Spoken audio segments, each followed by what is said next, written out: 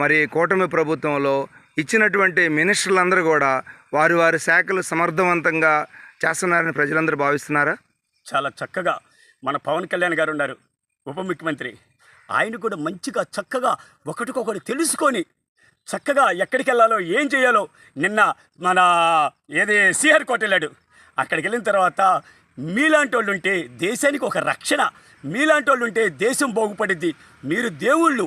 ఆయన చక్కగా చూడు పవన్ కళ్యాణ్ గారు చక్కగా, ఎందుకంటే చంద్రబాబు నాయుడు గారితో ఉంటే అంత చక్కని ఆలోచనలు వస్తాయి వాళ్ళకు కూడా.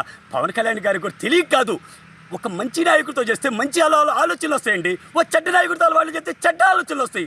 పవన్ కళ్యాణ్ గారు కూడా చూడు, అబ్బా ఎంత చక్కగా తిరుగుతున్నాడు, మంత్రులు తిరుగుతున్నారు, మన ఎంతమంది మంత్రులు తిరుగుతున్నారు తెలుసా, ఎవరికి వాళ్ళు. నిన్న మన ఆహారం చూస్తుంది ఒక ఆమె పేరేదో ఉంది, ఆ సబితలో ఆమె పేరేదో ఉంది, ఆమె వెళ్ళి అమ్మ ఆహారం మన బిడ్డలమ్మ చక్కగా వాళ్ళకి మంచి భోజనం అందిస్తే వాళ్ళ బిడ్డలు భార్యతరాలకు ఉపయోగపడతారమ్మా.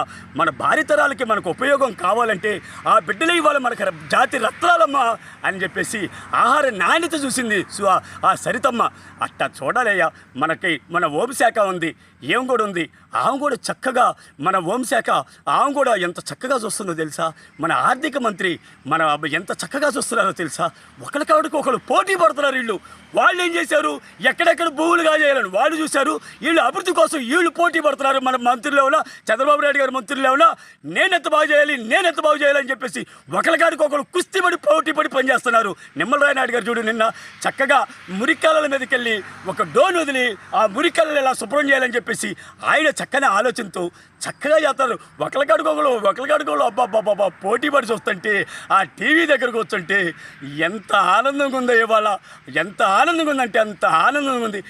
వాడిని అరెస్ట్ చేయండి రా అని అన్నాడా ఆయన? ఇదెవ్వరి గురించి మాట్లాడతారా ఆయన? ప్రపంచ బ్యాంకు వాళ్ళు ఎట్టకొస్తారు, కంపెనీలు ఎట్టకొస్తాయి, పిల్లల భవిష్యత్తు ఎలా బాగుంటుంది అనే ఆలోచనలు అని అన్నాడు. కానీ మిమ్మల్ని అరెస్ట్ చేసి మాకు అవసరం లేదురా బాబా, మీ రోతలోని మీ రోత మాకు వద్దురా బాబా. ఎందుకంటే మాకు రాష్ట్రం కావాలి, రాష్ట్ర భవిష్యత్తు బాగోవాలి, అంత బాగుంటే హాయిగా వాళ్ళే బతుకుతారు, వాళ్ళే నవ్వుకుంటారనే ఆలోచనలో చంద్రబాబు నాయుడు గారు ఉంటే మీరు ఆయన మీద అపనిందలు వేయవకంటారా నాయన. ఎంతమందితో కష్టపడి ఎన్ని కంపెనీలు తేవాలనే ఆలోచనలు ఆయన నైటు పగులు ఆలోచించి నిన్న కలెక్టర్లను పిలిచి ఐపీఎస్ని పిలిచి రాష్ట్రం ఎలా అభివృద్ధి చెందాలనేది ఎంత చక్కగా మాట్లాడుతున్నారు రా నాయన. ఆయన చూడండి రా బాబు, ఆయన మీద ఇంకా నిందలేయొద్దురా బాబా. ఆయన ఏంటో తెలుసా, రాష్ట్రం గురించి ఆలోచిస్తాడు కానీ మీ అసలు రోతల గురించి ఆలోచించడు. మీ వైసీపీ నాయకులు కూడా మిమ్మల్ని తిట్టుకుంటున్నారు రా. నీ అమ్మ ఇంత రోత చేశాడు రాష్ట్రాన్ని. వామ్మో ఇట్లాంటి వాడు మనకొద్దురా బాబా, ఇట్లాంటి పరిపాలన మనకొద్దు, వాడి జెండా కూడా పట్టుకోవద్దని చెప్పేసి ప్రజలు అనుకుంటున్నారు, మీ కార్యకర్తలు అనుకుంటున్నారు, మీ నాయకులు కూడా అనుకుంటున్నారు. కావాలంటే కనుక్కో, నేను అంటాం కాదు, నేను ఎంతమందితో తిరుగుతున్నాను రా బాబా, తిరుగుతున్నా కాబట్టి నేను చెప్పగలుగుతున్నాను. ఇది మీరేమనుకుంటున్నారంటే ఇంకా మీ పార్టీ ఏదో బతుకుంది అనుకుంటున్నారు, వాడే పిచ్చుకొక్క తిరుగుతున్నాడని చెప్పేసి జనాలు అనుకుంటున్నారు. అతను ఏమి తెలియని అమాయకుని మనం తీసుకొచ్చి ఒక కుర్చీలో పెట్టాం, కుక్కను తీసుకొచ్చి సింహాసనం మీద కూర్చోబెట్టినట్టు వాడిని కూర్చోబెట్టి 5 సంవత్సరాలని మన పాతాళానికి తొక్కేశారు రాయుడు. మన రాష్ట్ర భవిష్యత్తు కోసం మనము బాబు గారిని ఇంకొక 10 ఏళ్ళ పాటు ఆయన గెలిపించుకుంటే రాష్ట్రం అదే అభివృద్ధి చెందిద్ది, ప్రపంచంలోనే మన ఆంధ్రప్రదేశ్ని ఒక గుర్తింపు తీసుకొస్తాడని చెప్పేసి చక్కగా ఆలోచన చేస్తున్నారు రా నాయన. అట్లాంటి మహానుభావుడిని ప్రజలు వదులుకోరు, ఒకరికొకరు కలిసిమెలిసి పనిచేద్దాం. గవర్నమెంట్ ఎంప్లాయీస్ కూడా చూస్తున్నానయ్యా, మీరు కూడా ఆయనతో సహకరించి చక్కగా కలిసిమెలిసి పనిచేయండి. మీ బిడ్డల భవిష్యత్తు కూడా బాగుంటుంది. మీ బిడ్డల భవిష్యత్తు బాగుండాలంటే అట్లాంటి నాయకుడు ఉన్నప్పుడు, ఒక తెలివిగల నాయకుడు ఉన్నప్పుడు అదే డెవలప్ అయింది.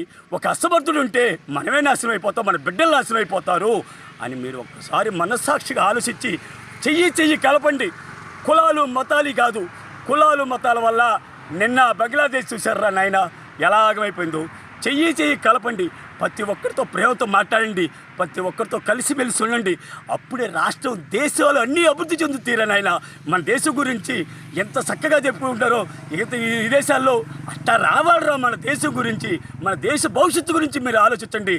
కొట్లాట్లొద్దు, చక్కగా మా ఆయనతో కలిసి చంద్రబాబు నాయుడు అసిమింటాడు మనకుంటూ మనకి ఎంతో అదృష్టం. భగవంతుడు మనకు ఒక వరం చంద్రబాబు నాయుడు. అట్లాంటి వరాన్ని మనం తీసేయొద్దు, అందరూ కలిసిమెలిసి ఉండండి. రేపు పార్టీని అభివృద్ధి చెందిద్దాం. రాష్ట్ర ప్రభుత్వం ఆర్థిక పరిస్థితి బాగాలేదన్నారు, మరి మనకి సంపద కూడా లేదు. అటువంటప్పుడు ముసలోళ్ళకి 4,000 రూపాయల పెన్షన్ ఇచ్చేది కాకుండా ఇప్పుడు ఆగస్టు 15 నుంచి మరి అన్నా క్యాంటీన్లు ఓపెన్ చేస్తున్నారు. తర్వాత ఉచిత బస్సు ప్రయాణం అంటున్నారు. సూపర్ 6లో ఇంకా అనేకమైనటువంటి డెవలప్మెంట్ యాక్టివిటీస్లో ధైర్యంగా చంద్రబాబు నాయుడు ముందుకెళ్తున్నారు. ఈ ఆర్థిక పరిస్థితి బాగలేనప్పుడు వారు తమాయించుకొని గట్టిగా ఇవన్నీ సమర్థవంతంగా చేయగలరని ప్రజలందరూ కూడా భావిస్తున్నారా? చక్కగా ఆలోచన చేసుకుంటారు ఎవరికి వాళ్ళు. ఎందుకంటున్నారు అంటే నేను ఒక మాట చెప్పనా, ఎందుకంటే ఆయన చూస్తే ఒక అక్షయ పాత్రలాగా సంపద వచ్చేసిద్దండి. సంపద అంటే అక్షయ పాత్ర అంటే 10 మంది పెడితే 11 వాళ్ళకు కూడా ఉంటుందండి, లేదు అనుకునేది ఉండదండి, వస్తూనే ఉంటుంది అక్షయ పాత్ర అంటే.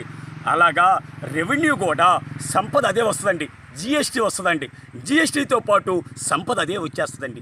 మన బిడ్డలకి రేపు అందరికీ ఉద్యోగాలు వస్తే ఏమైందంటే రెవెన్యూ పెరిగిద్దండి. రెవెన్యూ పెరిగిద్ది. ఎందుకంటే రెవెన్యూ ఎందుకు పెరిగిద్దంటే వాళ్ళు భూములు కొంటారు, దాంతోపాటు పిల్లలు బట్టలు కొంటారు, పిల్లలు చదివించుకోవడానికి వాళ్ళకి కావాల్సిన ఎన్ని సదుపాయాలు వచ్చినప్పుడు జిఎస్టీ కానీ 4 రకాలుగా మనకి సంపద వచ్చేసిద్దండి. ఈయనందుకనేనండి చంద్రబాబు నాయుడు గారిని చూస్తే ప్రపంచ దేశాలన్నీ ఇటువైపు మొగ్గు చూస్తాయి, కావాల్సినంత పెట్టుబడి ఇస్తానంటుంది. అందుకనే కదండి ఒక మంచి పిల్లగాడు ఉంటే మన పిల్లకి మంచి అల్లుడు కావాలని ఎట్టగెత్తుకుంటామో, మనకు మంచి కాలేజీ కావాలి, మన బిడ్డకి మంచి కాలేజీ దొరికితే బాగుంటుంది ఎట్ట అనుకుంటామో, మన బిడ్డకి మంచి ఉద్యోగం వస్తే ఎలా బాగుంటుంది అనుకుంటామో, అట్టగా మన మంచి నాయకుడు దొరికారని ఇవాళ ప్రజలందరూ అనుకుంటున్నారు. వజ్రం విలువ ఇవాళ తెలిసిందండి. వజ్రం చంద్రబాబు నాయుడు గారు వజ్రంలాగా ఒక వజ్రాన్ని మనం సానబడితే దాని విలువ ఎలా తెలుస్తుందో, బాబు గారి విలువ మా ఈడు వైఎస్ జగన్మోహన్ రెడ్డి మనకు అంత చక్కగా జీవించాడు ఆయన విలువని.